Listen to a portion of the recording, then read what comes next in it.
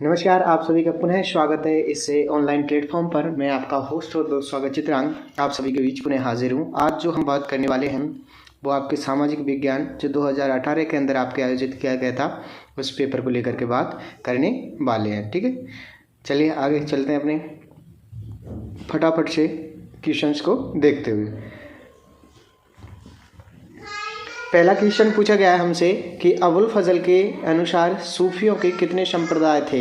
तो सही जवाब क्या हो जाएगा, अबुल फजल ने जो आपके सूफियों के संप्रदाय बताए थे वो कितने बताए थे, तो वो आपके 14 बताए थे। ठीक, आगे आपके सामने झांसी को ब्रिटिश साम्राज्य में कब सम्मिलित किया गया था। फटाफट बताइए कि झांसी को आपके ब्रिटिश सम्राट में या जो ब्रिटिश साम्राज्य था उसके अंदर कब विलय किया गया था, तो कब किया गया था, 1853 के अंदर। ठीक, आगे आपके सामने महावीर स्वामी की मृत्यु किस स्थान पर हुई थी। फटाफट से जवाब दीजिए, महावीर स्वामी की जो मृत्यु थी वो कहाँ पर हुई थी, तो आपके पावा के अंदर। ठीक है, आगे चलेंगे अपन। तृतीय स्टेट ने फ्रांस में स्वयं को कब राष्ट्रीय असेंबली घोषित किया था। तो सही जवाब क्या हो जाएगा कि आपके 17 जून 1789 को आपके क्या किया था, राष्ट्रीय असेंबली घोषित किया गया था। ऑप्शन ए इज करेक्ट जवाब हो जाएगा। युद्ध किस वंश से संबंधित थे। क्या आपके इनमें से बताना है कि जो बुद्ध थे सॉरी युद्ध पढ़ लिया मैंने, बुद्ध किस वंश से संबंधित थे, तो वो क्या जवाब हो जाएगा, शाक्य से। ठीक, ऑप्शन ए इज करेक्ट जवाब। आगे आपके सामने दांडी यात्रा शुरू हुई थी। सही जवाब कब हो जाएगा कि आपके 12 मार्च 1930 को क्या हुई थी, आपके प्रारंभ होती है। कौन सी मात्रा, तो यात्रा, दांडी यात्रा। ठीक है, आगे आपके सामने मनसबदारी व्यवस्था में 1/3 और 1/4 का नियम था, वो किसने शुरू किया था। तो ये शुरू करने वाले आपके कौन थे, जिन्होंने आपके दिल्ली के अंदर लाल किले को बनवाया था, उन्होंने इसको शुरू किया था। सही जवाब शाहजहां। आगे पूछा है हमसे कबीर के गुरु थे, तो कबीर के गुरु कौन थे आपके, तो सही जवाब हो जाएगा कौन, रामानंद। अमेरिका में स्वतंत्रता की घोषणा को कब अंगीकृत किया गया था, 70, 72, 74 या 76 में। सही जवाब क्या होगा आपने कि इसको स्वीकार कब किया गया था, तो अब 1776 के अंदर। ऑप्शन डी इज करेक्ट जवाब। गौरीशंकर ओझा के अनुसार गुप्त शासक थे, क्या आपके जाट थे, वैश्य थे, ब्राह्मण थे या क्षत्रिय थे। सही जवाब क्या हो जाएगा, ऑप्शन 4 क्षत्रिय थे। ठीक, आगे चलेंगे।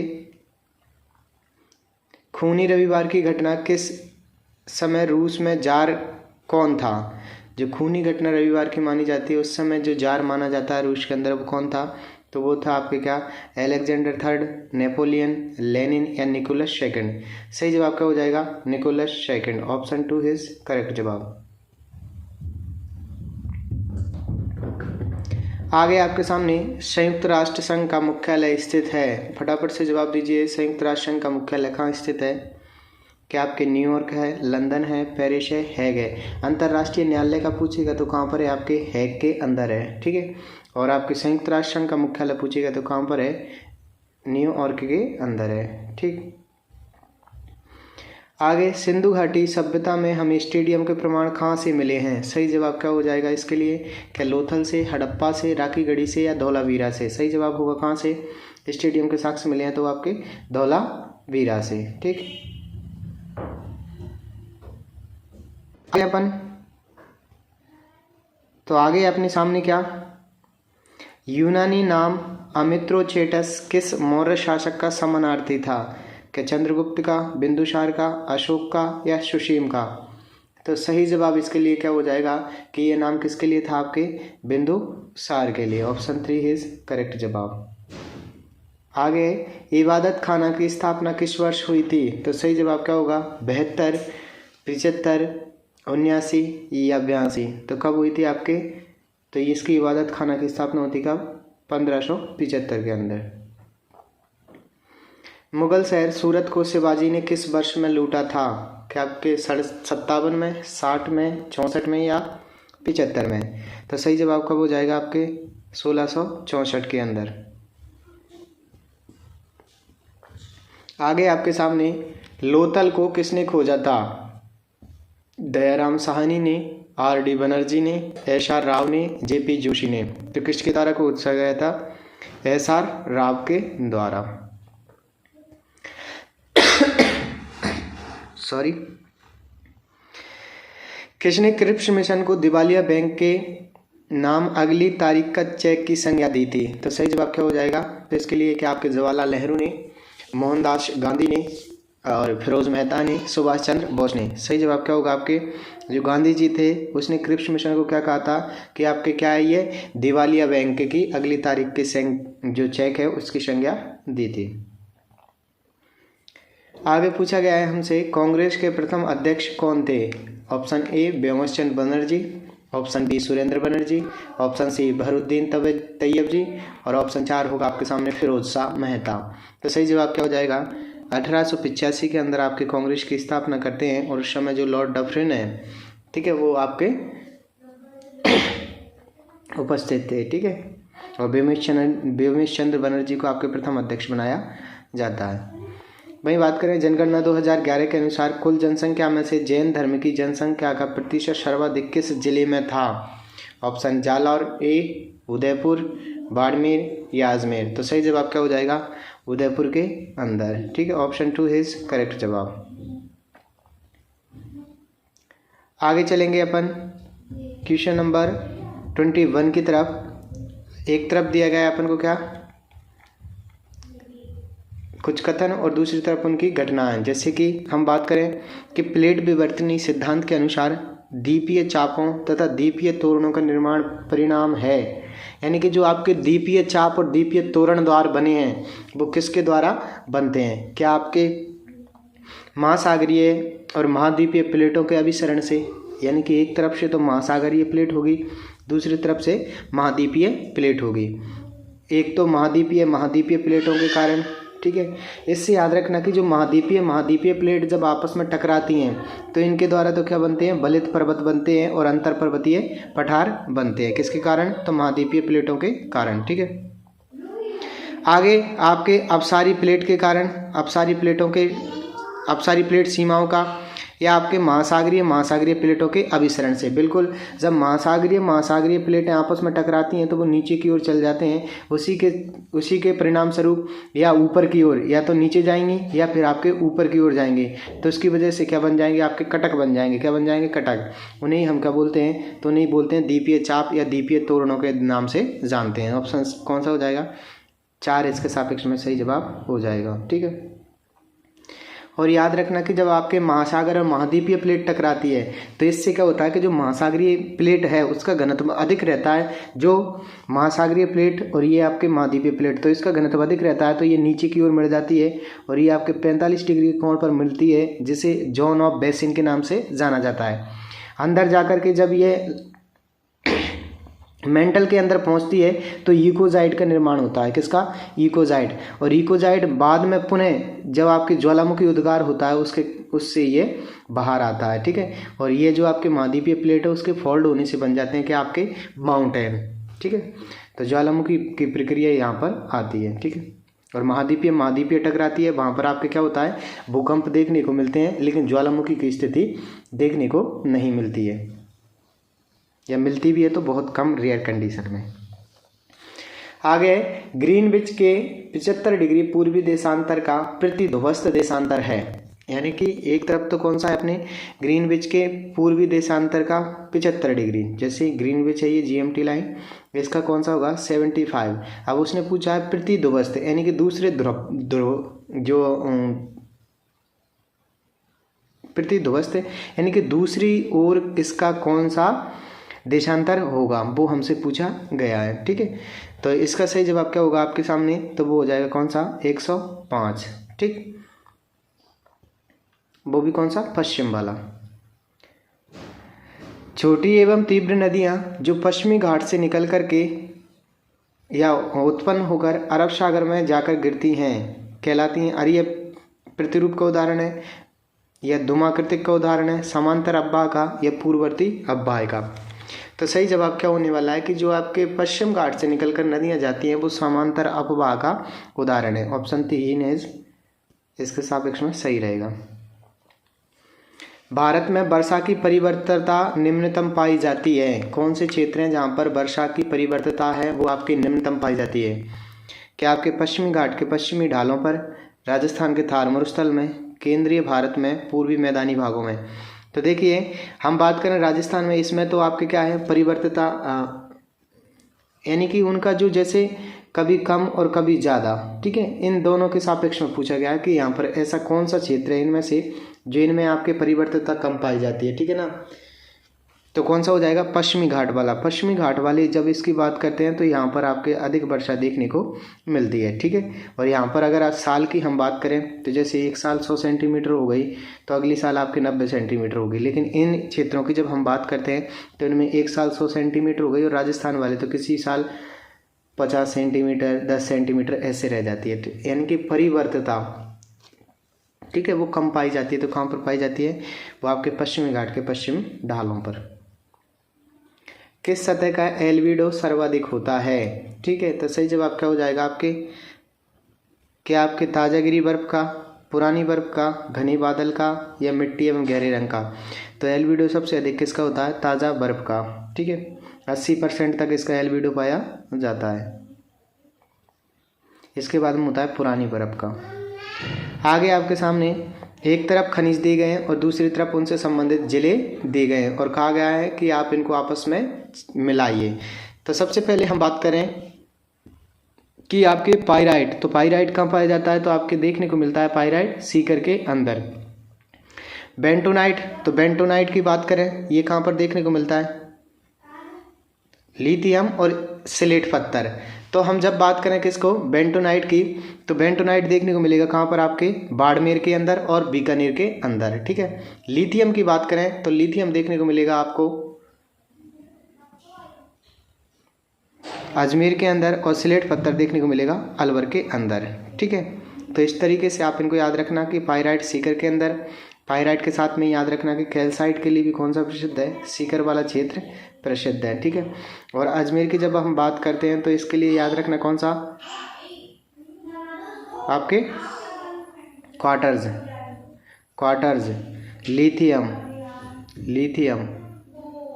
ठीक है। तो इनके लिए भी कौन सा आपके अजमेर वाला क्षेत्र प्रसिद्ध है, ठीक है। इसके सापेक्ष में हम सही जवाब की बात करें तो कौन सा हो जाएगा? आपके ऑप्शन ए इज करेक्ट जवाब हो जाएगा। आगे चलेंगे अपन नेक्स्ट क्वेश्चन की ओर, और नेक्स्ट क्वेश्चन दिया गया है अपनी तरफ, सुमेलित नहीं पूछा गया है। क्या आपके बॉन एलन विकिरण मेखला बहिर्मुख मंडल तथा चुंबकीय मंडल से संबंधित है? सही है।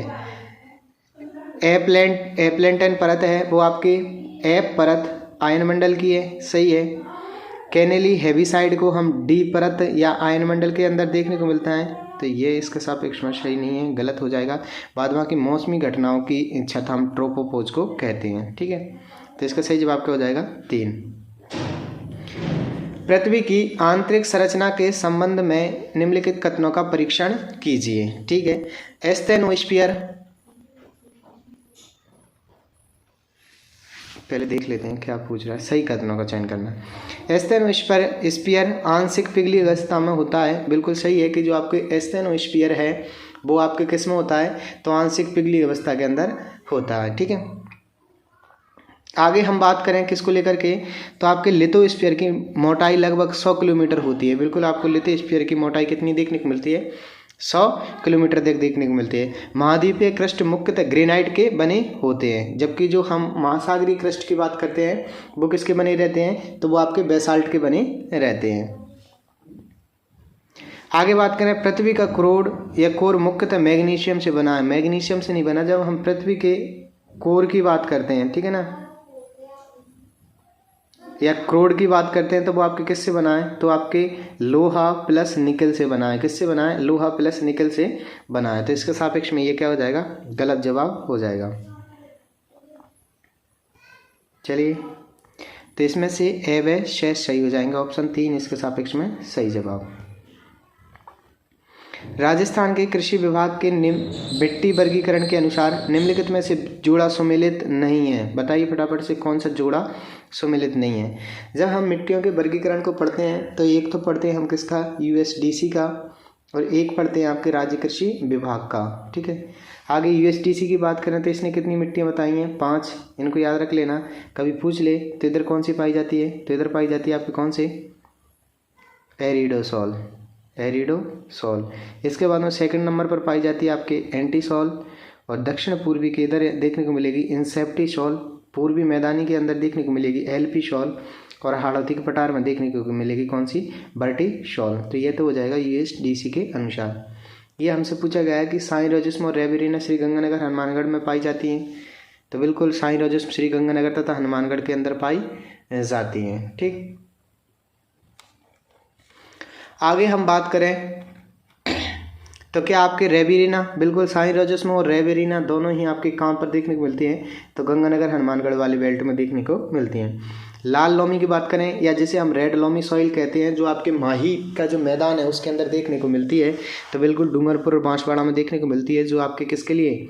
मक्का के लिए प्रसिद्ध है। ठीक है, आगे आपके सामने नवीन उत्पत्ति वाली भूरी जालौर पाली के अंदर पाई जाती है तथा नागौर के अंदर। तो ये थोड़ा सा गलत हो जाएगा कि ये आपके जो अजमेर वाला क्षेत्र है उसके अंदर देखने को मिलता है, नवीन भूरी अजमेर भीलवाड़ा टोंक वाले क्षेत्र के अंदर। ठीक है, आगे चलेंगे। महासागरीय धाराओं की उत्पत्ति के महत्वपूर्ण कारक हैं, जो महासागरीय धाराएं उत्पन्न होती हैं उसके महत्वपूर्ण कारक हैं, वो हमको बताने हैं। क्या आपके सनातनी पवने हैं?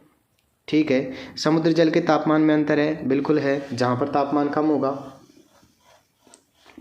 वहाँ पर क्या होगा? आपके टेम्परेचर अधिक होगा, और जब तापमान अधिक होगा वहाँ पर टेम्परेचर वायुदाब क्या होगा? कम होगा, और जहाँ पर टेम्परेचर न्यून होगा वहाँ वायुदाब अधिक होगा।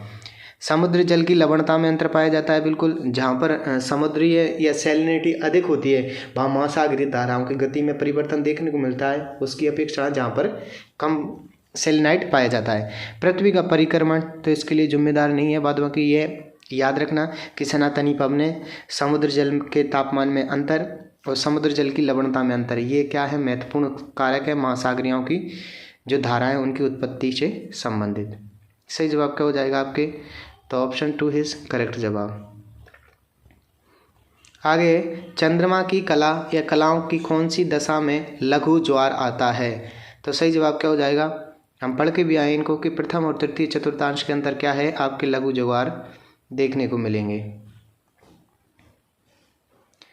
भारत में लाख का प्रधान या मुख्य उत्पादक राज्य है, तो क्या जवाब हो जाएगा? तो सही जवाब रहने वाला है आपके छत्तीसगढ़, महाराष्ट्र, पश्चिम बंगाल या झारखंड। तो सही जवाब क्या होगा? झारखंड, ऑप्शन 4। निम्नलिखित में से कौन सा जोड़ा सुमेलित नहीं है? जलयान निर्माण उद्योग और दूसरी तरफ उनकी स्थिति दी गई है। हिंदुस्तान शिपयार्ड लिमिटेड विशाखापट्टनम के अंदर है, सही है। सुमेलित नहीं है वो बताना है हमें, है ना। ये तो सुमेलित है। हिंदुस्तान शिपयार्ड लिमिटेड कहाँ पर है? विशाखापट्टनम में। गार्डन रिच वर्कशॉप कोलकाता में है, सही है। आपके मंझगांव डॉक लिमिटेड आपके मारमागांव नहीं है, यह नहीं है। और Goa shipyard limited Vasco D दा गामा, बिल्कुल ये सभी सही हैं। ओनली हमारा कौन सा गलत हो जाएगा? जो सुमेलित नहीं है वो मंझगांव डॉक वाला क्षेत्र। आगे, निम्नलिखित में से कौन सा सही नहीं है? कोरिलिश बल पृथ्वी के घूर्णन का परिणाम है। कोरिलिश बल पृथ्वी के घूर्णन का परिणाम है, बिल्कुल सही है। कोरिलिश बल विषुवत रेखा पर न्यूनतम होता है, सही है। विषुवत रेखा पर क्या होता है? न्यूनतम होता है। और अब जब ध्रुवों की ओर चल रहे कोई तो ये क्या होगा? उसमें वृद्धि देखने को मिलेगी। फेरल के नियम के अनुसार पवनें उत्तरी गोलार्ध में अपने गमन मार्ग में बाईं ओर विक्षेपित हो जाती हैं, ठीक है। फेरल के अनुसार बाईं ओर में विक्षेपित हो जाती हैं, ठीक। तो ये थोड़ा सा सही नहीं लग रहा है मुझे। बाद बाकी आगे चलेंगे अपन। पवन का वेग ब्यूफोर्ट स्केल पर मापा जाता है, बिल्कुल पवन का जो स्केल है वो ब्यूफोर्ट स्केल पर मापा जाता है। तो इसके सापेक्ष में क्या गलत हो जाएगा? हमारे जो सुमेलित नहीं है वो हो जाएगा 3, ठीक। आगे चलेंगे। टूजू विल्सन का उष्ण स्थल सिद्धांत संबंधित है, तो ये किससे संबंधित था? आपके महासागरीय धाराओं से, उष्ण कटिबंधीय चक्रवातों से, नवीन वलित पर्वतों की उत्पत्ति से या ज्वालामुखी की जो उत्पत्ति से अंतरा प्लेट है उससे? बताइए फटाफट किससे संबंधित था? तो जो आपकी ज्वालामुखी की उत्पत्ति से संबंधित अंतरा प्लेट है उससे संबंधित थे कौन? आपके 2J विल्सन का जो उष्ण स्थल सिद्धांत था। चलिए नेक्स्ट, राजस्थान में भौतिक आकृतियों के संबंध में निम्नलिखित कथनों का परीक्षण करें। चलिए करते हैं, परीक्षण करो।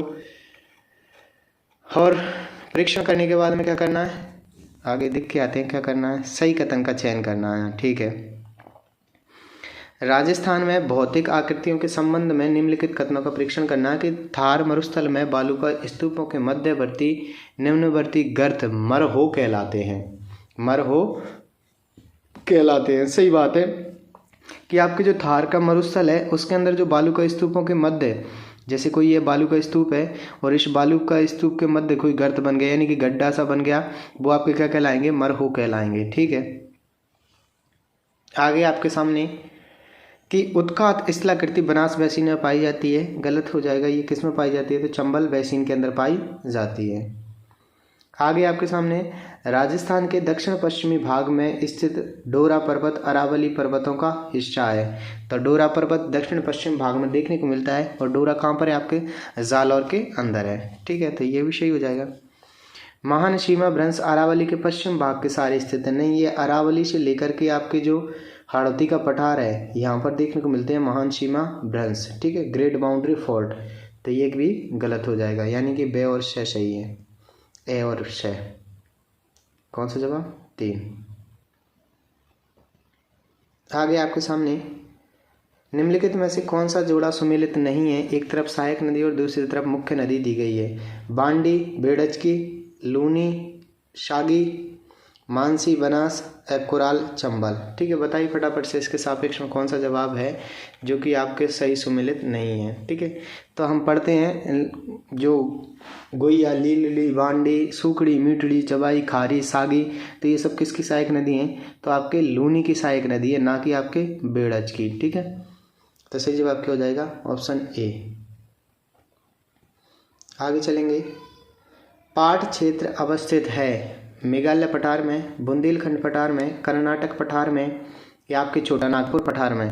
तो जो पाठ क्षेत्र है वो कहाँ पर है आपके? तो सही जवाब हो जाएगा कि छोटा नागपुर जो पठार है उसके अंदर देखने को मिलेगा क्या? पाठ क्षेत्र।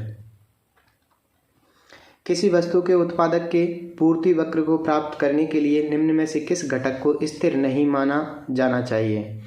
तो सही जवाब क्या हो जाएगा? आपके उत्पादन की तकनीक को, कार्मिकों की मजदूरी को, वस्तु की कीमत को या संबंधित वस्तुओं की कीमतों को। तो सही जवाब क्या हो जाएगा इसके सापेक्ष में? कार्मिकों की मजदूरी को। ठीक है, अच्छा सॉरी किसी वस्तु के उत्पादक के पूर्ति वक्र को प्राप्त करने के लिए निम्न में से किस घटक को स्थिर नहीं माना जाना चाहिए? उत्पादन की तकनीक को माना जाना चाहिए, कार्मिक मजदूरी माने जाना चाहिए और संबंधित वस्तुओं की कीमतें मानी जानी चाहिए, लेकिन वस्तु की कीमत ये आपके स्थिर नहीं मानी जानी चाहिए। साख नियंत्रण की गुणात्मक पद्धति है, बैंक दर है, क्या खुले बाजार की क्रिया है, न्यूनतम उधार दरें हैं या रिजर्व अनुपात है?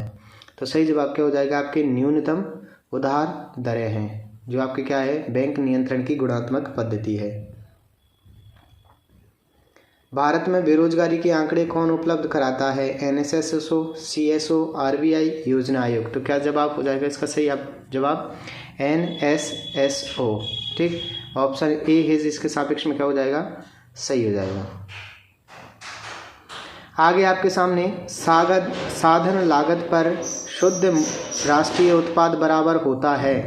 तो साधन लागत पर शुद्ध राष्ट्रीय उत्पाद किसके बराबर होता है? क्या आपके बाजार मूल्य पर NNP प्लस अप्रत्यक्ष कर माइनस अनुदान या बाजार मूल्य पर NNP माइनस अप्रत्यक्ष कर प्लस अनुदान? बिल्कुल ये इसके सापेक्ष में सही हो जाएगा कि आपके बाजार मूल्य पर कौन सा? नेशनल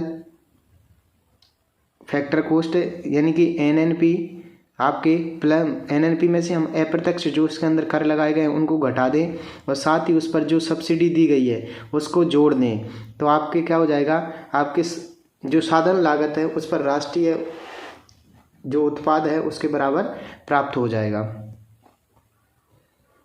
निम्न में से कौन सा किसी देश के लोगों के आर्थिक कल्याण को दर्शाने वाला सूचक नहीं है? प्रति व्यक्ति वास्तविक आय, व्यक्तिगत आय और राष्ट्रीय आय या घरेलू आय। तो सही जवाब क्या हो जाएगा इसके सापेक्ष में? तो वो हो जाएगा प्रति व्यक्ति वास्तविक आय। ठीक, आगे आपके सामने निम्न में से किसे विशुद्ध राष्ट्रीय उत्पाद में सम्मिलित नहीं किया जाता? ब्याज को, लगान को, लाभ को या मूल्यह्रास को। तो बिल्कुल विशुद्ध राष्ट्रीय उत्पाद में शामिल हम किसे नहीं करते? डेप्रिसिएशन को, ठीक है, यानी कि मूल्यह्रास को। व्यक्ति जो प्रचलित मजदूरी दर पर काम करने को अनिच्छुक होते हैं कहलाते हैं स्वैच्छिक बेरोजगार, भिन्नात्मक बेरोजगार, आकस्मिक बेरोजगार या मौसमी बेरोजगार। तो सही जवाब क्या हो जाएगा आपके? स्वैच्छिक बेरोजगार। आगे आपके सामने आर्थिक उदारीकरण का मुख्य तत्व है, बताइए फटाफट से। आर्थिक उदारीकरण का मुख्य तत्व क्या है? क्या बाजार व्यवस्था को अपनाना? बिल्कुल, आर्थिक उदारीकरण का मुख्य तत्व में बाजार व्यवस्था को अपनाना है, तभी तो क्या होगा आपके उदारीकरण देखने को मिलेगा, लिबरलाइजेशन। ठीक है, अनावश्यक आर्थिक नियंत्रणों को हटाना, बिल्कुल आपके जो टैक्सेस हैं जो कि अनावश्यक हैं उनको हटा देना, या उन पर कोई पाबंद या प्रतिबंध लगे गए हैं तो उनको हटा देना। अर्थव्यवस्था का भूमंडलीकरण यानी ग्लोबलाइजेशन करना, बिल्कुल सही है। तो उपयुक्त सभी इसके सापेक्ष में सही हो जाएंगे। भारत में आर्थिक सुधारों का प्रारंभ किस वर्ष में हुआ था? 55 में, 91 में, 82 में और 2001 के अंदर। तो सही जवाब क्या हो जाएगा आपके? तो ये सब शुरू करने वाले भी जो महान व्यक्ति थे, अर्थशास्त्री थे, महान इकोनॉमिक व्यक्ति थे, मनमोहन सिंह जी। आज उनका आज रात्रि के लिए स्वर्गवास निधन हो गया। ईश्वर उनको अपने चरणों में जगह दे और ऐसे व्यक्ति पुनः पृथ्वी पर भेजे। ठीक है, तो आज ही उनका निधन हुआ है और उन्हीं के समय ये आपके नीति को प्रारंभ किया गया। आर्थिक सुधारों को ये करने वाले 1991 में जब भारत की अर्थव्यवस्था डगमगा रही थी, ठीक है, उस समय उन्होंने ही जो हमारी भारत की अर्थव्यवस्था थी वो अन्य देशों के लिए खोली थी, ताकि आप आकर के यहाँ पर व्यापार करें, यहाँ पर इन्वेस्ट करें। ठीक है, तो इससे क्या होगा, लोगों को रोजगार और आर्थिक वृद्धि देखने को मिलेगी। ठीक है, तो ये उन्हीं व्यक्तियों के द्वारा चलाई गई थी 1991 के अंदर। चलिए आगे। निम्न में से कौन सी तटस्थता वक्र की विशेषता नहीं है? वे मूल बिंदु के उन्नतोदर होते हैं। अच्छा, ठीक है, सही है कि तटस्थ वक्र की विशेषता नहीं है। ये तो आपकी विशेषता है कि वे मूल बिंदु के उन्नतोदर होते हैं। वे दाईं ओर और नीचे की तरफ झुकते हैं। वे दाईं ओर नीचे की तरफ झुकते हैं, सही है। वे परस्पर समांतर होते हैं। तो ये इसके सापेक्ष में क्या हो जाएगा? गलत हो जाएगा कि वे परस्पर समांतर होते हैं। बाद बाकी दो तटस्थता वक्र एक दूसरे को काट नहीं सकते, बिल्कुल सही है।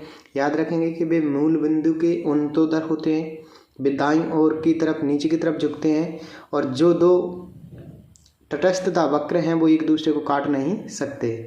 ठीक है, ये इसकी विशेषता नहीं है।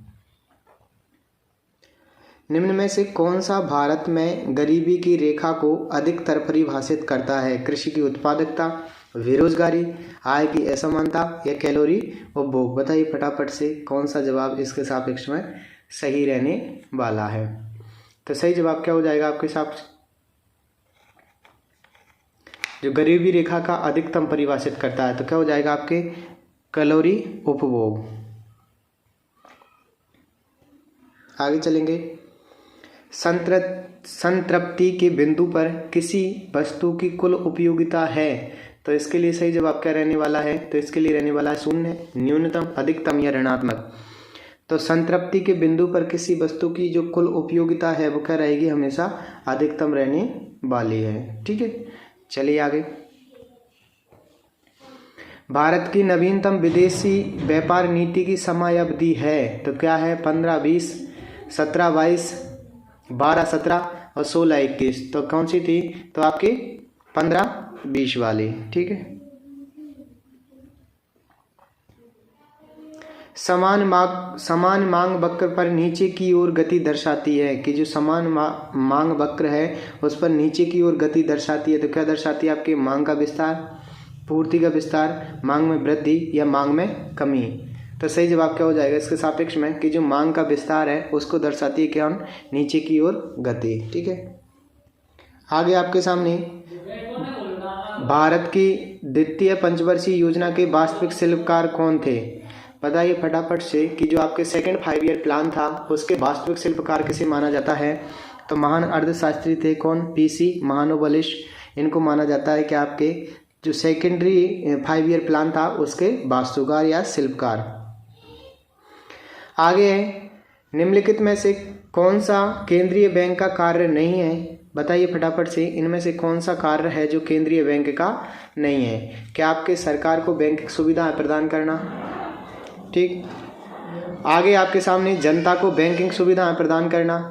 ठीक है, यानी केंद्रीय बैंक का काम पूछ रहा है तो सरकार को बैंकिंग सुविधाएं प्रदान करना ये तो होता है, सरकार को उधार देना भी होता है, वाणिज्यिक बैंकों को उधार देना होता है, लेकिन जनता को जो बैंकिंग सेवाएं प्रदान करना है ये आपके केंद्रीय बैंक है उसका काम नहीं है। ठीक है, तो ये वाणिज्यिक बैंकों का काम देखने को होता है। सभी वस्तुओं एवं सेवाओं के मूल्य के मापन का अर्थ मुद्रा के किस कार्य से लगाया जाता है? विनिमय का माध्यम, लेखन की इकाई, विलंबी भुगतानों का मान या मूल्य का संग्रह। सही जवाब क्या हो जाएगा इसमें कि जो सभी मुद्राओं व सेवाओं के मूल्य के मापन का अर्थ किससे लगाया जाता है? तो लेखे की इकाई से। ऑप्शन 2 इज करेक्ट जवाब हो जाएगा। आगे है, उपभोक्ता के साम्य बिंदु पर निम्न में से कौन सी शर्त पूर्ण होती है? बताइए फटाफट से, खतरनाक ही सवाल पूछा है भाई साहब, है ना। तो कौन सी होती है? MRS/XY बराबर PX/P/Y। ठीक है, और आप इनको पढ़ लेना चारों को। मैं सही बात कर लेता हूँ कि जो आपके सही ऑप्शन रहने वाला है वो कौन सा है आपके? ऑप्शन ए कि MRS/X बराबर PX/Y। ठीक, आगे है, निम्नलिखित में से किस राज्य का हिस्सा हाल ही वर्षों में भारत के वस्तु एवं सेवाओं के निर्यातों में सर्वाधिक है? महाराष्ट्र, कर्नाटका, गुजरात, तमिलनाडु। तो सही जवाब क्या रहने वाला है इसका? महाराष्ट्र। ठीक है, ऑप्शन ए इज करेक्ट जवाब। आगे आपके सामने जुलाई 2018 में नई दिल्ली में दिल्ली डायलॉग के 10वें संस्करण का संबंध भारत की संलग्नता से था। तो ये उस समय 2018 के अंदर क्वेश्चन करंट का था एशियान से।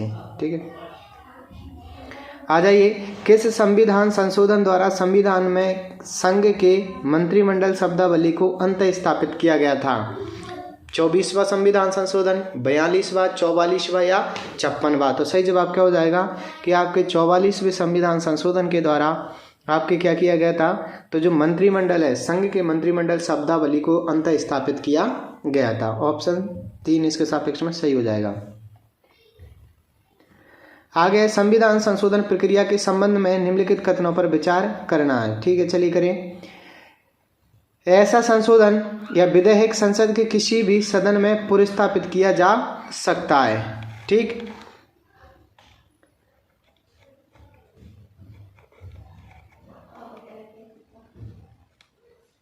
एक मिनट। संविधान संशोधन की प्रक्रिया के संबंध में ऐसा संशोधन विधेयक संसद के किसी भी सदन में पुनर्स्थापित किया जा सकता है। ठीक है, देखते हैं। दोनों सदनों में किसी असहमति की स्थिति में राष्ट्रपति दोनों सदनों की संयुक्त बैठक आहूत कर सकता है। ठीक है, यानी कि ज्वाइंट कमीशन बुला सकता है। ठीक है, दोनों ही सही लग रहे हैं, तो एक व दोनों ही सही है। ठीक है, आगे चलेंगे। भारत के राष्ट्रपति के संबंध में त्रुटिपूर्ण कथन को पहचानिए। फटाफट से पहचानिए, इसमें त्रुटिपूर्ण कथन कौन सा है? क्या आपके राष्ट्रपति का कार्यकाल 5 वर्ष होता है? तो सामान्यतः 5 वर्ष ही देखने को मिलता है। अपने उत्तराधिकारी के पद ग्रहण करने तक राष्ट्रपति अपना पद धारण करेगा, बिल्कुल सही है। सेम कंडीशन राज्यपाल के लिए भी होती है, ऊपर की दोनों वाली। राष्ट्रपति इस पद पर पुनर्निर्वाचन का पात्र है, बिल्कुल ये भी सही है। ठीक है, आगे राष्ट्रपति अपना त्यागपत्र भारत के मुख्य न्यायमूर्ति को संबोधित करते हुए देता है। ये इसके सापेक्ष में क्या हो जाएगा? गलत हो जाएगा। ठीक है, आप कमेंट करके बताना कि वो किसको संबोधित करते हुए अपने त्यागपत्र को देता है। निम्नलिखित में से कौन से लोकप्रिय लोकप्रिय प्रभुसत्ता का समर्थक है? रूसो, वेंथम, हॉब्स या ऑस्टिन? सही जवाब क्या हो जाएगा इसमें? Rousseau. Option A is correct जवाब। छत्तीसगढ़ में नक्सल हिंसा के उन्मूलन के ऑपरेशन का कूट नाम था, तो इसका नाम रखा गया था ऑपरेशन ग्रीन हंट। ठीक, आगे चलेंगे। हम्बनटोटा बंदरगाह में चीन की भूमिका के कारण किस पड़ोसी देश के साथ भारत के साथ तनावपूर्ण हो रहे हैं? हम्बनटोटा बंदरगाह जो चीन की भूमिका के कारण किस पड़ोसी के साथ हमारे जो व्यवहार है वो तनावपूर्ण हो रहे हैं? तो सही जवाब क्या हो जाएगा? तो श्रीलंका।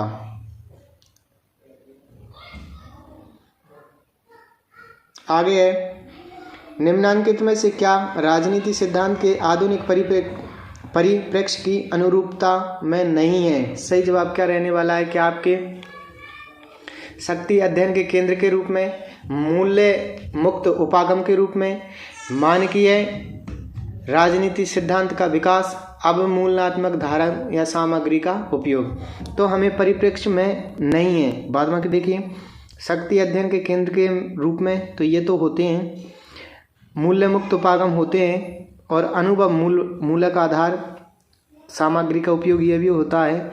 यानी कि इसके सापेक्ष में जो सही जवाब है, यानी कि जो अनुरूपता नहीं है, वो कौन सा है? 3 ही सही जवाब हो जाएगा। आगे है, प्रभुत्व के साधन के रूप में शक्ति की संकल्पना के बजाय किसने शक्ति की संकल्पना का वर्णन सहमति पर आधारित शक्ति के रूप में किया है? हॉब्स ने, वेबर ने, आरेंट ने या पेरेटो ने? तो सही जवाब बताएं, आपका इसका जवाब क्या रहने वाला है? तो इसका सही जवाब रहने वाला है हन्ना आरेंट। ऑप्शन 3। आगे चलेंगे, भारत के संविधान की कौन सी विशेषता इसकी उद्देशिका में विशेषता उल्लेखित नहीं है? तो देखिए, आपको समाजवादी, पंथ निरपेक्ष, गणतंत्र, लोकतंत्रात्मक गणराज्य देखने को मिल जाता है, लेकिन संसदीय जैसी बात कहीं पर नहीं की गई है। ठीक है, आगे चलेंगे अपने नेक्स्ट क्वेश्चन की ओर। आगे आपके सामने निम्नांकित में से उस संसदीय समिति को पहचानिए जो स्थायी समिति नहीं है। यानी कि इनमें से कौन सी है जो स्थायी समिति नहीं है? क्या कार्य मंत्रणा समिति है, आचार समिति है, विशेष अधिकार समिति है या महिला सशक्तिकरण समिति है? तो सही समिति कौन सा हो जाएगा? क्योंकि जो स्थायी नहीं है, कार्य मंत्रणा ये तो स्थायी होती है, विशेष अधिकार स्थायी होती है, महिला सशक्तिकरण स्थायी होती है, लेकिन जो आचार समिति है वो स्थायी समिति नहीं है। किस बात के फैसले में उच्चतम न्यायालय ने यह स्थापित किया कि मूल अधिकार एवं राज्य नीति के निदेशक तत्वों के मध्य समरसता यानी साम्य भाव संविधान के मूल ढांचे का आवश्यक लक्षण है? क्या गोलकनाथ बाद 67, केशवानंद भारती 73, मिनर्वा मिल्स बाद 80, मेनका गांधी बाद 78? तो सही जवाब कौन सा हो जाएगा? मिनर्वा मिल्स बाद 1980। देखिए, केशवानंद भारती बनाम के अंदर एक महत्वपूर्ण निर्णय दिया गया था, वो ये था कि संविधान आपके क्या है? उद्देशिका संविधान का भाग है। क्या है? उद्देशिका या प्रस्तावना थी वो हमारी, वो क्या है? आपके संविधान का भाग है। जबकि हमें गोलकनाथ बाद के अंदर ये कहा गया था कि ये संविधान का भाग नहीं है। ठीक है, लेकिन इसमें क्या कहा गया कि संविधान का भाग है। कई बार पूछा गया है ये क्वेश्चन। राज्य की नीति के निम्नांकित निदेशक तत्वों में से कौन सा एक 42वें संविधान संशोधन द्वारा अंतः स्थापित नहीं किया गया? यानी कि ऐसा कौन सा है इनमें से जो आपके 42वें संविधान संशोधन के द्वारा नहीं जोड़ा गया था? चलिए आगे बताएंगे। हाँ, राज्य विशिष्टता है आय की असमानताओं को कम करने का प्रयास करेगा। तो यही मुझे लग रहा है क्योंकि ये पहले से ही था। चलें आगे देखेंगे। बालकों एवं अल्प व्यक्तियों की शोषण से रक्षा की जाए, समान न्याय एवं निःशुल्क विधिक सहायता, उद्योग में के प्रबंध में कामगारों की सहभागिता। तो ये सभी आपके बाद में जोड़े गए थे, ये आपके पहले से था। तो सही जवाब क्या हो जाएगा? ऑप्शन 1। किस राज्य की राजनीति वोक्का, लिंगा एवं लिंगायत जातियों में ध्रुवीकृत है? तो सही जवाब क्या हो जाएगा आपके? तमिलनाडु, कर्नाटका, केरल या तेलंगाना? तो सही जवाब हो जाएगा कौन सा आपके कर्नाटका। ऑप्शन 2 इज करेक्ट जवाब। आगे है, कार्यस्थल पर महिलाओं का लैंगिक उत्पीड़न अधिनियम 2013 के अंतर्गत उपभोक्ता नियोक्ता को एक समिति बनानी होती है जिसका नाम है, तो उसका नाम क्या रहने वाला है? क्या आपके लैंगिक उत्पीड़न निरोधक समिति, जेंडर सोसाइटीजेशन समिति, आंतरिक शिकायत समिति या लैंगिक शिकायत समिति? सही जवाब क्या होगा उसके कि आंतरिक शिकायत समिति। ठीक,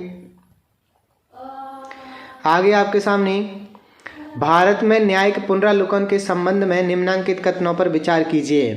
भारत के संविधान में न्यायिक पुनरावलोकन शब्दावली का कोई उल्लेख नहीं है। ठीक, चलिए और नीचे देख लेते हैं, पहले पूछेगा क्या। तो सही कथनों का पहचान करना है। बिल्कुल, अगर हम बात करें कि भारत में आपके न्यायिक पुनरावलोकन शब्द जैसी शब्दावली का कहीं भी प्रयोग नहीं किया गया है, ठीक है, लेकिन हमें आर्टिकल 13 के तहत देखने को मिलता है कि आपको ये न्यायपालिका को प्रदान है शक्ति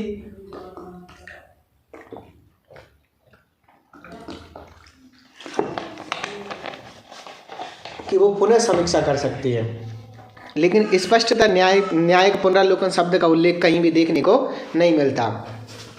आगे आपके सामने कि मेनका गांधी वाद के बाद से उच्च न्यायालय ये जांच करता है कि कानून की उचित प्रक्रिया का अनुकरण हुआ है या नहीं। सही है कि मेनका गांधी के बाद से न्यायालय ने क्या किया कि वो जांच करता है कि जो कानून है उसमें उचित प्रक्रिया है या जो फैसला दिया गया है उसमें उचित प्रक्रिया का अनुकरण किया गया है या नहीं किया गया। आगे, संविधान संशोधनों का न्यायालय द्वारा पुनरावलोकन नहीं किया जा सकता। बिल्कुल किया जा सकता है। अगर आपके ये मौलिक अधिकारों को सीमित करते हैं या फिर राज्य के विरुद्ध कोई उत्पन्न करते हैं तो इनको आप निरस्त कर सकते हैं, तो ये तो किया जा सकता है, यानी कि गलत है। आगे है, संविधान के अनुच्छेद 356 के अधीन राष्ट्रपति की आपात उद्घोषणा का भी न्यायालय द्वारा पुनरावलोकन नहीं किया जा सकता। बिल्कुल किया जा सकता है। आपको पता होगा कि 1976 में जब आपके राष्ट्रपति शासन लगाया गया था उस समय तक ये प्रावधान था कि इसका जो न्यायालय था वो आपके पुनरावलोकन नहीं कर सकता था, लेकिन बाद में ये कहा गया कि आप अपने निजी कारणों की वजह से भी, क्योंकि आपने देखा होगा कि इस समय भयंकर मात्रा में जहाँ पर इंदिरा गांधी जी की सरकार नहीं थी वहाँ पर आपके आपातकाल लगा दिया गया, नेताओं को जबरन बंदी बनाया गया। तो इस वजह से बाद में कहा गया कि आप अगर कोई 356 के तहत अगर राष्ट्रपति शासन या आपातकाल की घोषणा की गई है तो आप उसकी क्या कर सकते हो, पुनरावलोकन कर सकते हो। ठीक है, तो 1 और 2 ही क्या होंगे, सही होंगे, बाद बाकी 2 गलत है। आगे है, निम्नांकित में से क्या राजनीति सिद्धांत के परंपरागत परिप्रेक्ष्य से संबंधित नहीं है? इतिहासवाद, संस्थावाद, प्रत्यक्षवाद या संदर्भवाद? बताइए फटाफट से कि आपके राजनीति सिद्धांत के परंपरागत परिप्रेक्ष्य संबंधित नहीं है। इतिहासवाद है, संस्थावाद है, संदर्भवाद है, लेकिन प्रत्यक्षवाद इससे संबंधित नहीं है। आगे है, शक्ति प्लस औचित्य पूर्णता कहलाती है, तो ये क्या कहलाती है आपके? शक्ति प्लस औचित्य पूर्णता कहलाती है आपके सत्ता। ठीक, राज्यों के समूह को पहचानिए जिस पर पंचायतों के प्रावधान अनुसूचित क्षेत्रों पर विस्तार अधिनियम 1996 लागू नहीं होता है। यानी कि हमें बताना है कि जो पेशा एक्ट है वो इनमें से किस राज्य पर लागू नहीं होता है। तो आंध्र प्रदेश, छत्तीसगढ़, गुजरात, असम, मेघालय, तमिलनाडु, झारखंड, तेलंगाना, राजस्थान, इनमें तो लागू है। महाराष्ट्र, हिमाचल प्रदेश, मध्य प्रदेश, इनमें भी लागू है। आंध्र प्रदेश के अंदर भी लागू है। ठीक है, छत्तीसगढ़ के अंदर भी लागू है। तो आपके जो असम, मेघालय और तमिलनाडु वाला भाग है यहाँ पर आपके पेशा एक्ट लागू नहीं है। ठीक है, समाज स्वयं एक संघ है, संगठन है, औपचारिक संबंधों का एक ऐसा योग है जिसमें सहयोग देने वाले व्यक्ति परस्पर संबंधों द्वारा जुड़े होते हैं, परिभाषित किया था गिडिंगसन ने, विल्किंसन ने, मैकाइवर एंड पेज ने या पार्सन्स ने। तो सही जवाब क्या हो जाएगा इसके सापेक्ष में? तो जवाब हो जाएगा आपके कौन सा, HF या FH गिडिंग्स ने। ठीक,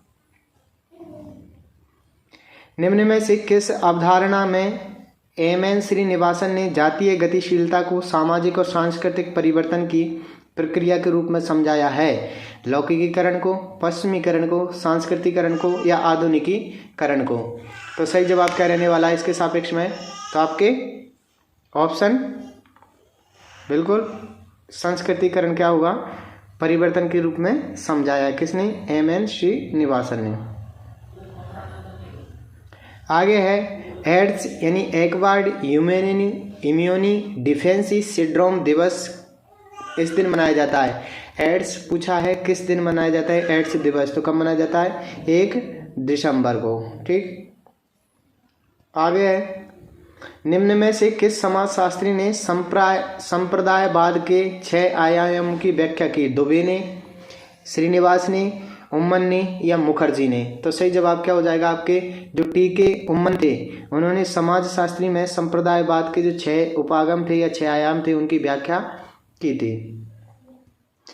आगे है प्रिंसिपल ऑफ सोशियोलॉजी पुस्तक के लेखक कौन है? दुर्केम, पार्सन्स, मर्टन या हर्बर्ट स्पेंसर? सही जवाब क्या हो जाएगा कि प्रिंसिपल ऑफ सोशियोलॉजी पुस्तक के लेखक कौन थे? तो हर्बर्ट स्पेंसर। निम्न में से कौन सा पुरुषार्थ नहीं है? तो आपके धर्म, अर्थ और एक और आ जाएगा कौन सा? काम और मोक्ष। मोक्ष को माना गया है कि आपके कि ये सर्वोत्तम प्रकार का क्या है? तो पुरुषार्थ है। तो सही जवाब क्या हो जाएगा? 2। इनमें से कौन सा एक विचारक सामाजिक परिवर्तन को रेखीय सिद्धांत से संबंधित नहीं है? कॉम्ट, स्पेंसर, हाउस या पेरेटो? तो सही जवाब क्या रहने वाला है इसके सापेक्ष में? तो आपके जो पेरेटो थे वो आपके किससे? सामाजिक परिवर्तन के रेखीय सिद्धांत से संबंधित नहीं थे। बाद बाकी कॉम्ट थे, स्पेंसर थे और हाउस थे। कई बार पूछा गया है कि जाति एक बंद वर्ग है, ये कथन किसके था? तो इसके किसके देखने को मिलता है? तो आपके मजूमदार एंड मदन ये कहते हैं कि जाति एक क्या है? बंद वर्ग है। आगे पुस्तक के नाम और लेखक दिए गए हैं और क्या कहा गया है आगे हमसे कि इनका सही मिलान कर लो। आप करते हैं साहब। आगे हिंदू सोशल ऑर्गेनाइजेशन, तो हिंदू सोशल ऑर्गेनाइजेशन किसका है आपके? तो वो देखने को मिलेगा आपके, इधर करूँ मैं इसको तो इधर करूँ इसको, चलिए हिंदू सोशल ऑर्गेनाइजेशन किसका था? P.H. प्रभु का। Marriage and family in India K.S. Kapadia की। History of human marriage Westermarck की। और किनशिप ऑर्गेनाइजेशन इन इंडिया, और ये किसकी हो जाएगी? इरावती कर्व की। तो सही जवाब की बात करूं तो कौन सा हो जाएगा? द, श, ब, ए, यानी कि उल्टा उधर से इधर लाना है। तो द एक ही में। चलिए ऑप्शन ए है करेक्ट जवाब। निम्न में से कौन सा प्रयत्न समाजशास्त्रीय परिप्रेक्ष्य को नहीं दर्शाता? बताइए। सामाजिक व्यवस्था का अध्ययन, सामाजिक सुधार का व्यवस्था का सुधार, सामाजिक अध्ययनों, सामाजिक संबंधों का अध्ययन और सामाजिक परिवर्तन का अध्ययन। बताइए फटाफट से कौन सा आज समाजशास्त्रीय परिप्रेक्ष्य को नहीं दर्शाता? तो हम बात करें किसको लेकर के, तो आपके बिल्कुल सामाजिक व्यवस्था का अध्ययन, तो यह तो सामाजिक परिप्रेक्ष्य को दर्शाता है। सामाजिक संबंधों का अध्ययन भी दर्शाता है, सामाजिक परिवर्तन का अध्ययन भी दर्शाता है, लेकिन सामाजिक व्यवस्था का सुधार ये आपके किसको? समाजशास्त्रीय परिप्रेक्ष्य को नहीं दर्शाता है। इसके सापेक्ष में जवाब 2 सही हो जाएगा। समाजशास्त्र मानवीय अंतःक्रिया, अंतर संबंधों, उनकी दशाओं और परिणामों का अध्ययन है। परिभाषा दी थी वेबर ने, गिन्सबर्ग ने, क्यूबर ने या ग्रीन ने। तो सही जवाब क्या हो जाएगा? ये परिभाषा देने वाले थे वो कौन थे? आपके गिन्सबर्ग। ठीक, ऑप्शन 2 सही जवाब। आगे है जब कोई व्यक्ति 2 या 2 से अधिक परस्पर विरोधाभासी भूमिकाओं के दायित्वों की धारणा करता है तो उसे माना जाता है भूमिका दूरी, भूमिका संघर्ष, भूमिका पुंज या विचलन। तो सही जवाब क्या हो जाएगा? भूमिका संघर्ष। आगे आपके निर्धनता की संस्कृति की अवधारणा किसने दी थी? मृडाल ने, मैरियट ने, लेविस ने या श्रीनिवास ने। तो सही जवाब क्या हो जाएगा इसके सापेक्ष में कि जो आपके निर्धनता संस्कृति की अवधारणा देने का काम किया था, वो आपके किसने किया था? तो ऑस्कर लेविस ने। ऑप्शन ए सही जवाब। आगे है, जब कभी दो या दो से अधिक व्यक्ति एक साथ मिलते हैं और एक दूसरे पर प्रभाव डालते हैं तो वे एक समूह का निर्माण करते हैं। ये परिभाषा दी थी टीवी बोटोमोर ने, बोगार्डर्स ने, मैकाइवर एंड पेज ने, या आपके आगबर्न एवं निमकॉफ ने। तो सही जवाब क्या हो जाएगा आपके कि ये अवधारणा देने वाले कौन थे? तो वो हो जाएंगे आपके आगबर्न एवं निमकॉफ। ठीक, ऑप्शन 4 सही जवाब। चलिए आगे आपके सामने, निम्न में से कौन सा परिवार के वर्गीकरण का आधार नहीं है? वंशावली, धर्म, निवास या संरचना। तो सही जवाब क्या हो जाएगा कि जो आपके वर्गीकरण का आधार नहीं है, तो वंशावली वर्गीकरण का आधार है, संरचना है, निवास है, लेकिन धर्म आपके वर्गीकरण का आधार नहीं है। ठीक है, परिवार के वर्गीकरण का, ठीक है ना, ये याद रखना। आगे समाज के वैज्ञानिक अध्ययन के विचार के प्रणेता कौन थे? समाज के वैज्ञानिक अध्ययन के विचार के प्रणेता कौन थे? प्लेटो, एडम स्मिथ, अगस्त काम्ते, हर्बर्ट स्पेंसर। तो सही जवाब क्या हो जाएगा आपके इसके सापेक्ष में कि जो अगस्त काम्ते थे वो आपके समाज के वैज्ञानिक विचार के प्रणेता थे। प्राथमिक समूह में सामाजिक संबंधों का अर्थ है अव्यवस्थित संबंध, संविदा संबंध, अप्रत्यक्ष संबंध। ये संबंध अपने आप में संपूर्ण होते हैं। तो सही जवाब की बात करें तो क्या हो जाएगा कि जो संबंध हैं वो क्या होते हैं? अपने आप में संपूर्ण होते हैं। ऑप्शन 4 सही जवाब। विवाह स्त्री और पुरुष को पारिवारिक जीवन में प्रवेश कराने वाली संस्था है, किसने परिभाषित किया था?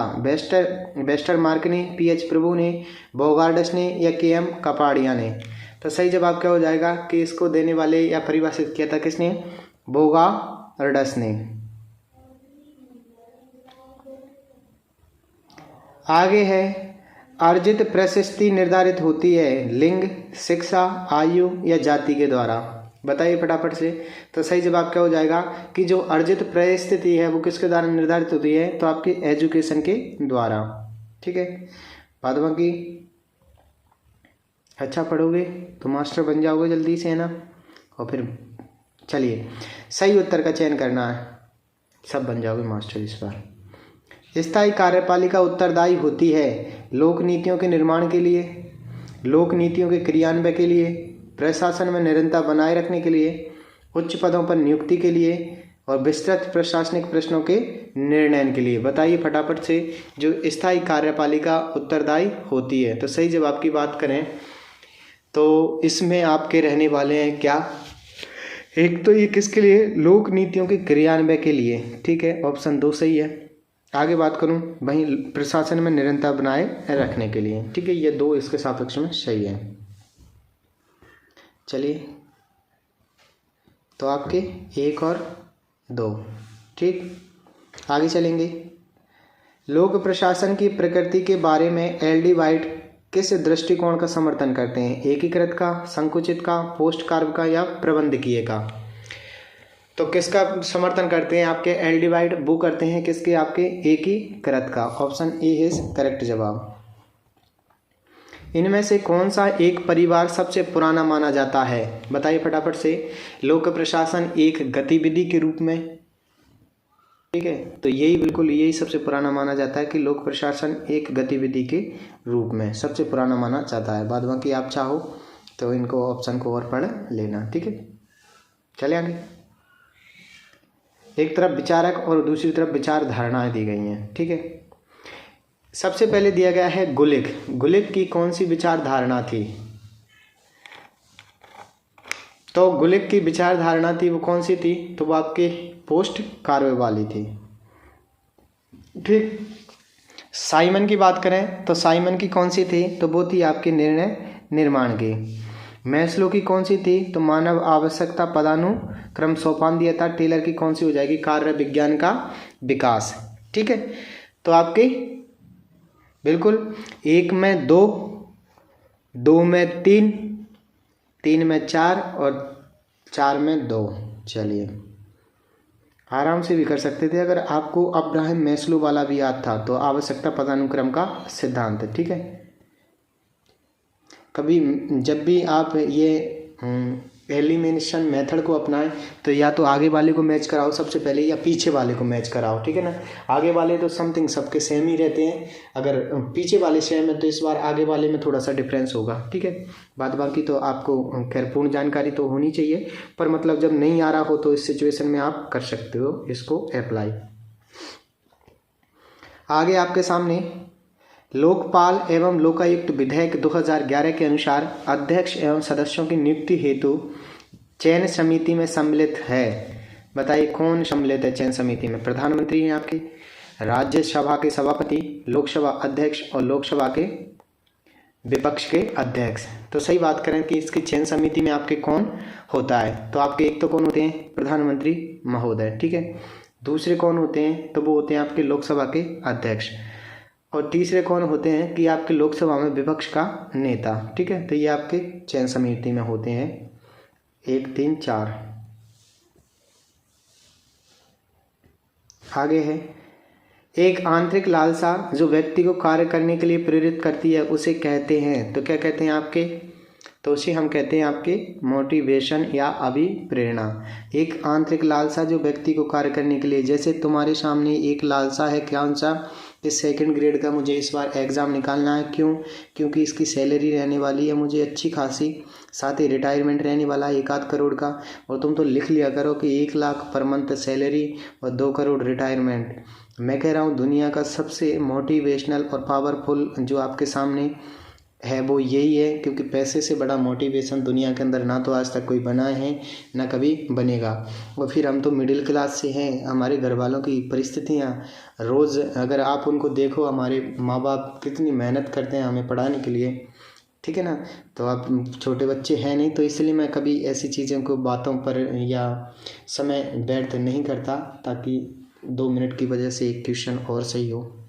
ठीक है, बाद बाकी आपको पंचायत के लिए बहुत सारे शिक्षक हैं। आगे चलेंगे।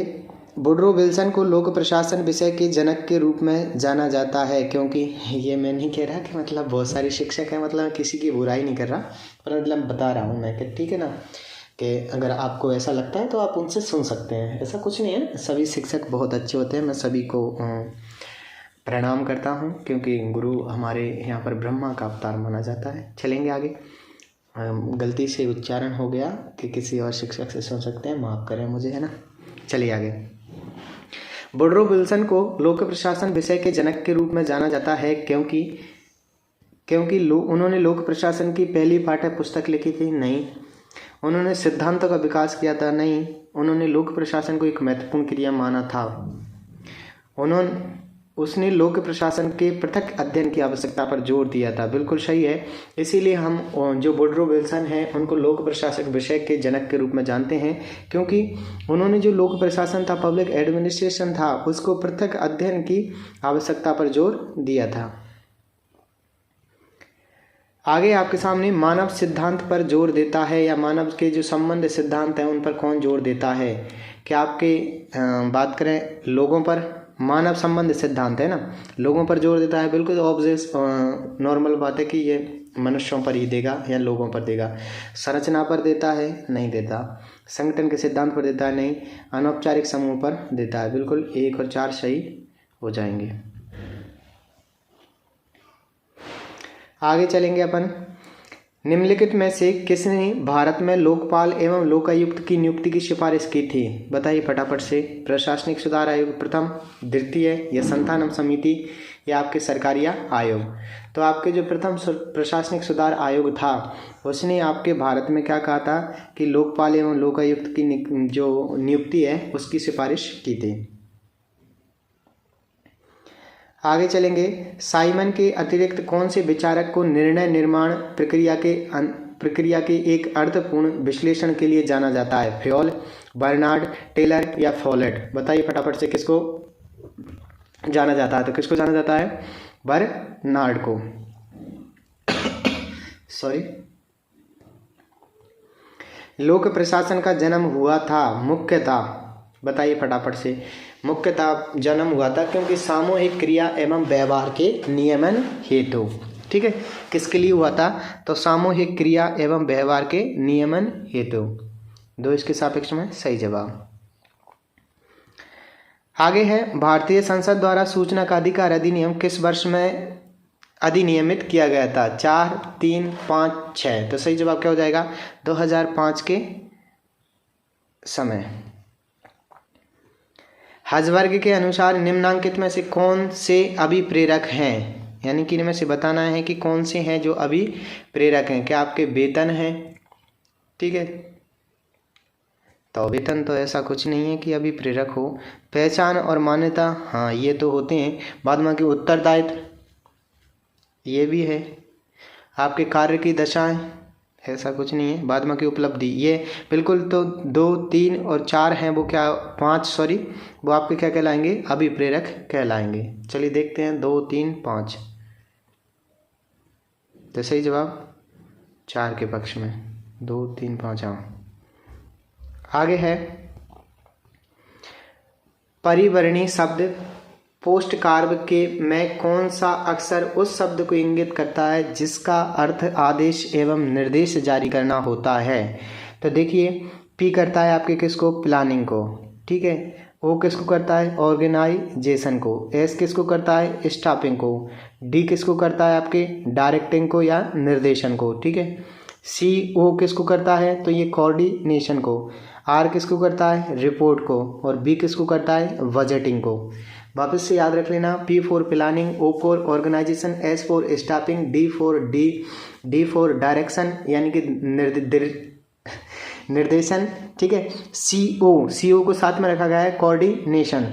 ठीक है, आर किसको करता है? रिपोर्ट को। और बी किसको करता है? बजटिंग को। आपको दूसरी तरफ इंग्लिश वर्जन भी दिया जाता है, तो आप इधर से आराम से अनुमानी लगा सकते हैं।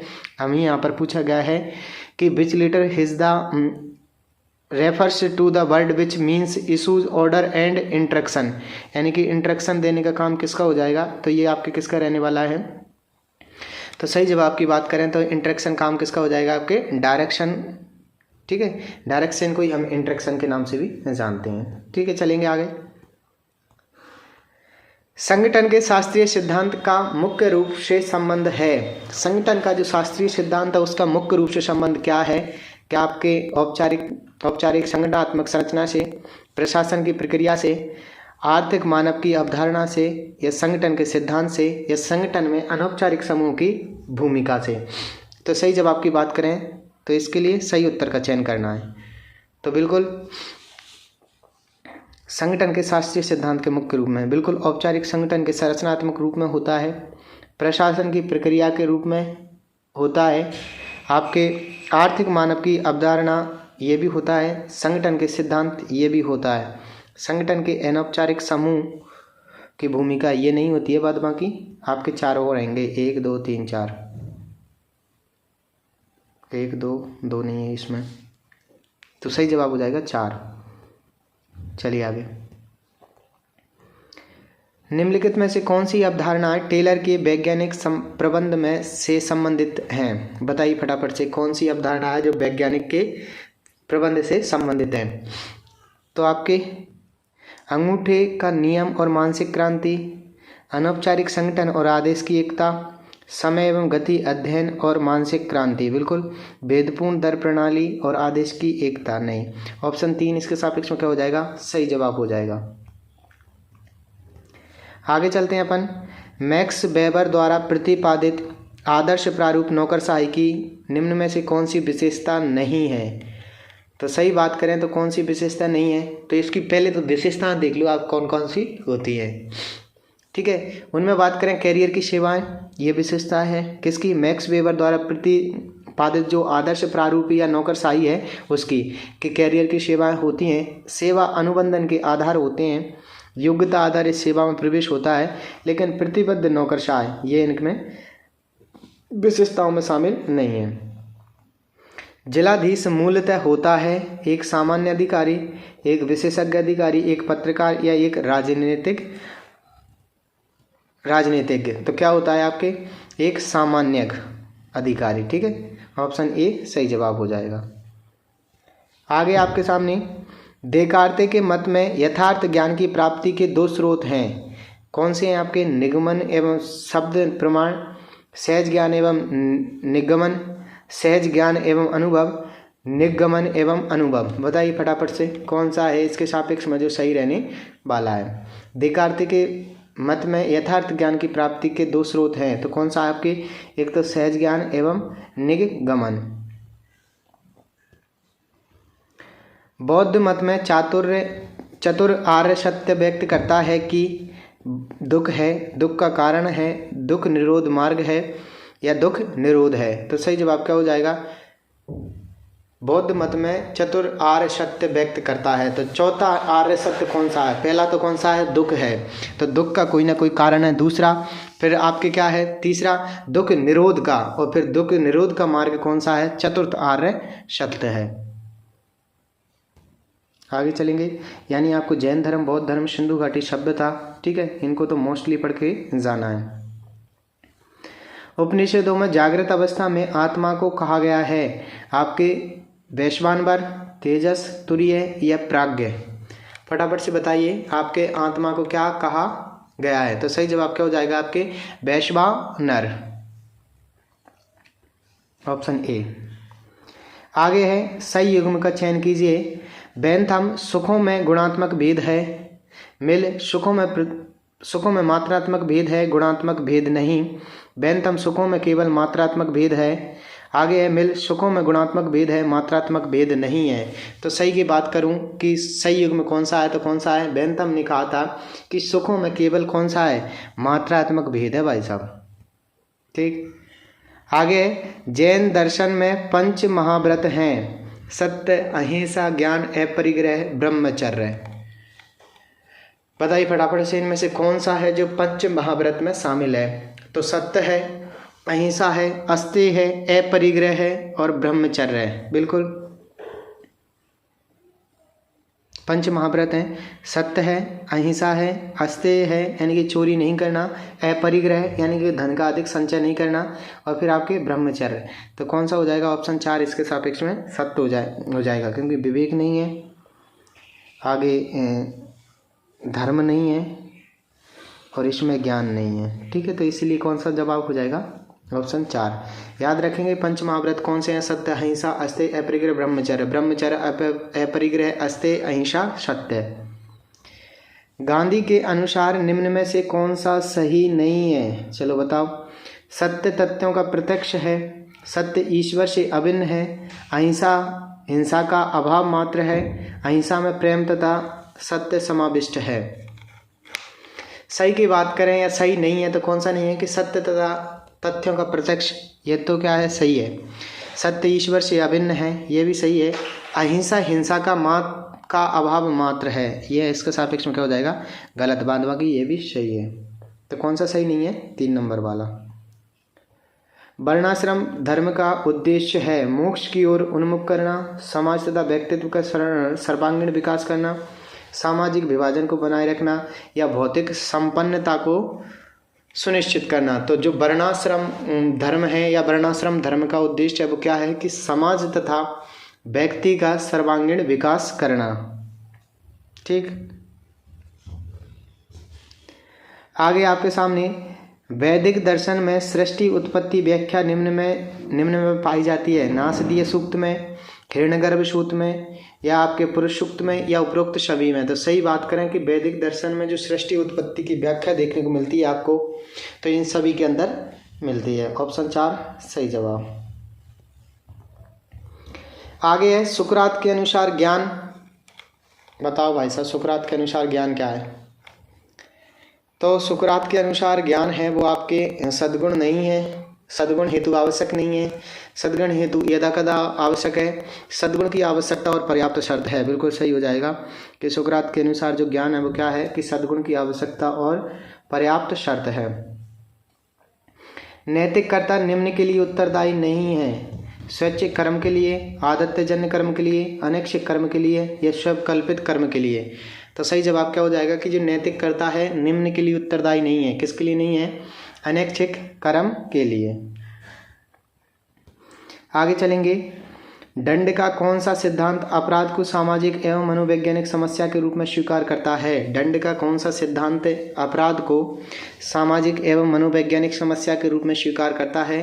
निवर्तनवादी, धर्मशास्त्र, प्रतिकारवादी या सुधारवादी? तो सही जवाब क्या हो जाएगा इसके सापेक्ष में आपका?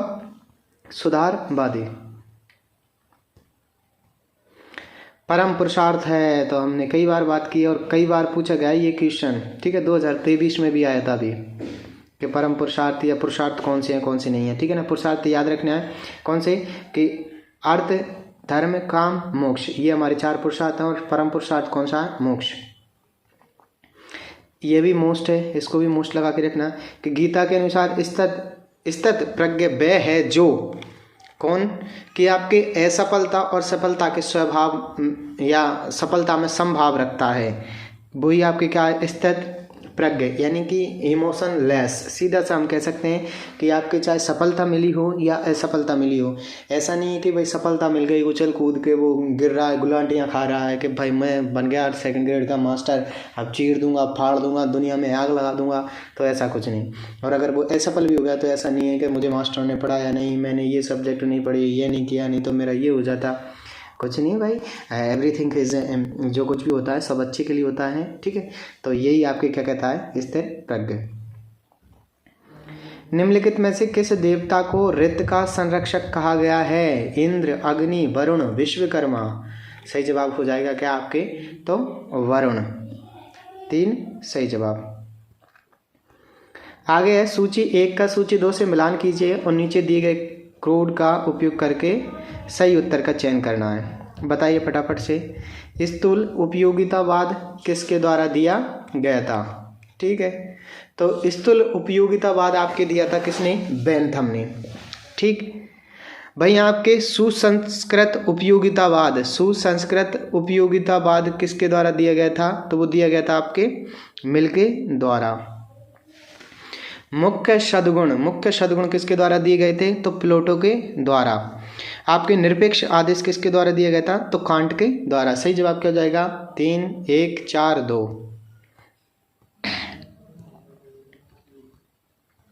ऑप्शन 2 इज करेक्ट जवाब।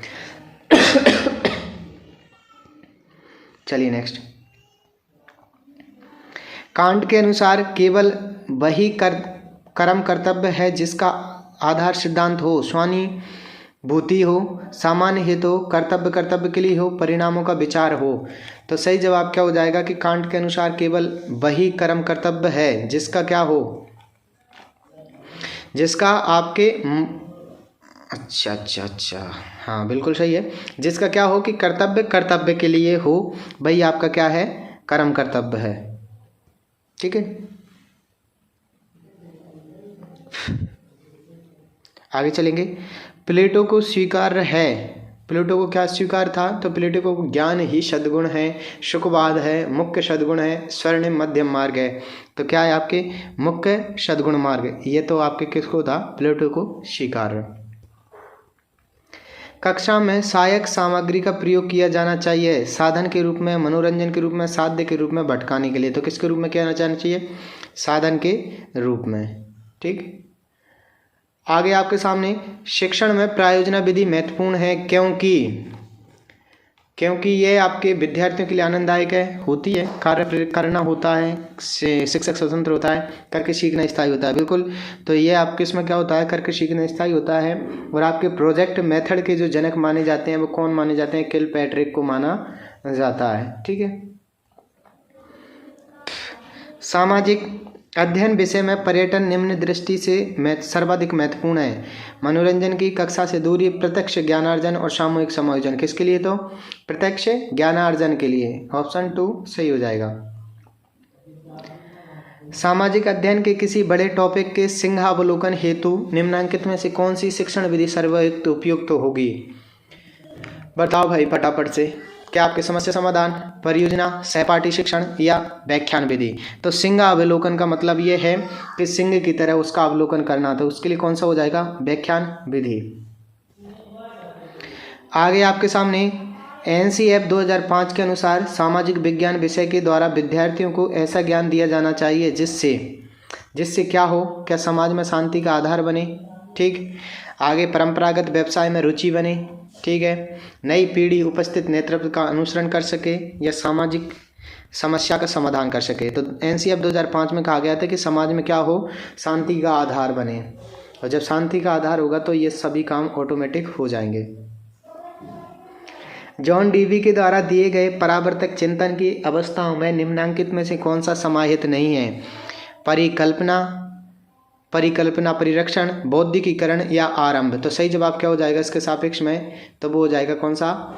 आपके आरंभ, जो समाहित नहीं है। बाद बाकी परिकल्पना, परिरक्षण है, परिकल्पना है, बौद्धिकीकरण है। ठीक है, चलेंगे नेक्स्ट।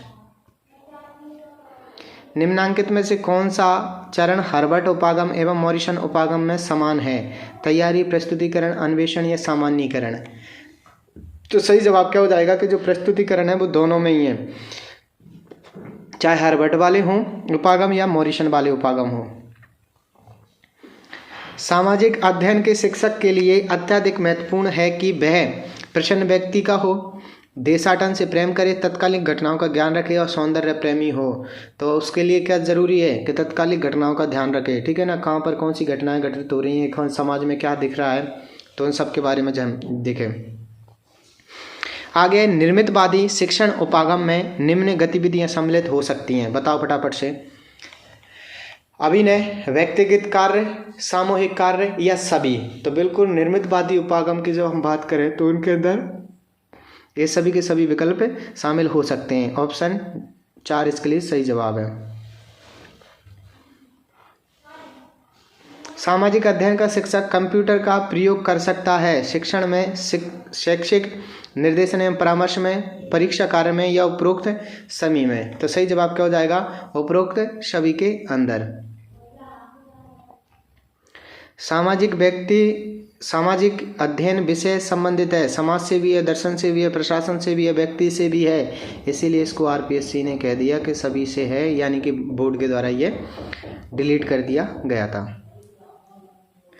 आगे आपके सामने सामाजिक अध्ययन की शिक्षण विधि होनी चाहिए। तो सामाजिक अध्ययन क्या, किसी भी शिक्षण की अध्ययन की जो विधि है वो कैसी होनी चाहिए? विद्यार्थी प्रदान होनी चाहिए। चलिए आगे।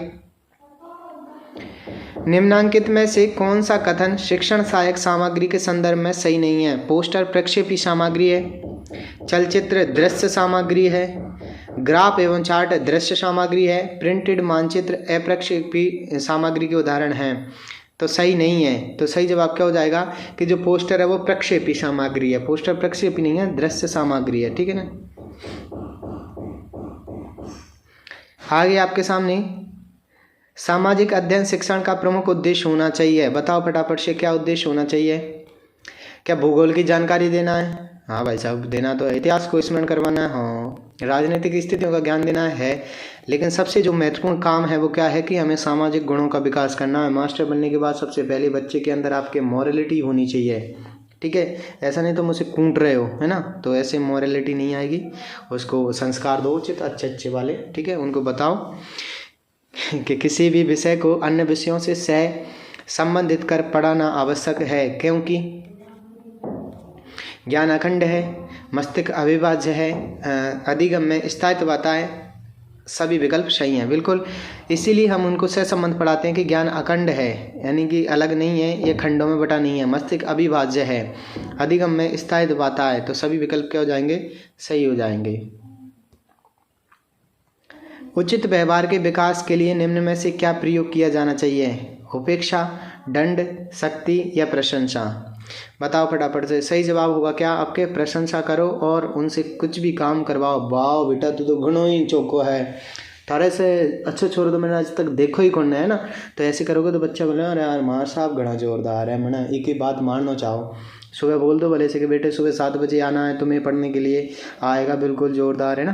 तो ऐसे प्रशंसा करना है आपको। शक्ति करोगे, दंड दोगे, उपेक्षा करोगे तो वो पत्थर लेके खड़ा रहेगा रास्ते में। मास्टर यहीं होके जाएगा आज। ठीक है ना। सामाजिकृत अभिव्यक्ति विधि यानी सोशल रिएक्शन मेथड के संबंध में निम्नांकित में से कौन सा कथन सर्वाधिक उपयुक्त है? समय बचाता है, पूरा पाठ्यक्रम पढ़ाया जा सकता है। हाँ, विद्यार्थी को निश्चित दिशा मिलती है, लेकिन सबसे महत्वपूर्ण उद्देश्य यह है कि समाजोपयोगी विशेषताओं का विकास होता है। ऑप्शन 4 इसके सापेक्ष में सही जवाब हो जाएगा। सामाजिक अनुवाचन यानी कि सोशल रिएक्शन विधि के संदर्भ में निम्नांकित में से कौन सा कथन सही नहीं है? बताओ फटाफट से, कौन सा कथन सही नहीं है? क्या ये विद्यार्थियों के स्पष्ट चिंतन में सहायक है? ये तो सही है। ये विद्यार्थियों को आत्म अभिव्यक्ति का अवसर प्रदान करता है, ये भी सही है। ये नेतृत्व प्रशिक्षण प्रदान करता है, सही है। इसमें व्यर्थ चर्चा का कोई खतरा नहीं होता है भाई साहब, तो इसके लिए सही जवाब क्या हो जाएगा? 4। सामाजिक अध्ययन पाठ्यक्रम का प्रमुख उद्देश्य है। बताओ फटाफट से, प्रमुख उद्देश्य क्या रहने वाला है? ठीक है, तो इसके लिए सही, इनमें से हम सभी में से अगर बेस्ट ऑप्शन सुने तो क्या है कि विद्यार्थियों में आलोचनात्मक समझ विकसित हो। ठीक है, ये क्या है? प्रमुख उद्देश्य है। आगे है आज का और अंतिम क्वेश्चन इस क्लास का।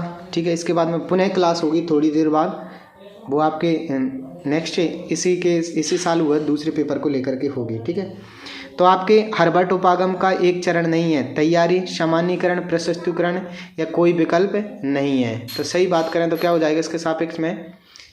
तो बिल्कुल जो हर्बर्ट का उपागम था उसमें तैयारी भी थी, सामान्यीकरण, प्रस्तुतिकरण था, तो ये इसके सापेक्ष में सही हो जाएगा। ठीक है, तो फटाफट से इसको सॉल्व कर लिया, इसके बाद में नेक्स्ट पेपर वापस आएगा अपना। ठीक है, हाँ बिल्कुल इसमें नहीं है, पर दूसरा पेपर आने वाला है तुरंत इसके बाद में नीचे क्लास। और ये हमारी कौन सी क्लास है? 5वीं क्लास है, पेपर को लेकर के 6ठी क्लास होगी अभी तो, और फिर आपकी 7th क्लास होगी। 7th क्लास के बाद में 2 बचेंगी आपकी 8 और 9th वाली। ठीक है, 8 9th को हम थोड़ा सा बाद में करेंगे, क्योंकि वो अभी इस शिफ्ट में तो मुश्किल है। अभी तो अपने पास में ये 2 क्लासें और हैं जो कि शेड्यूल में है, फिर उसके बाद में ये शेड्यूल में आएंगे। ठीक है, तो चलिए इस कक्षा के लिए आज को यहीं विराम देते हैं, मिलते हैं किसी नई कक्षा में। आप स्वस्थ रहें, मस्त रहें, निरंतर शुद्धाई में व्यस्त रहें। जय हिंद, जय भारत।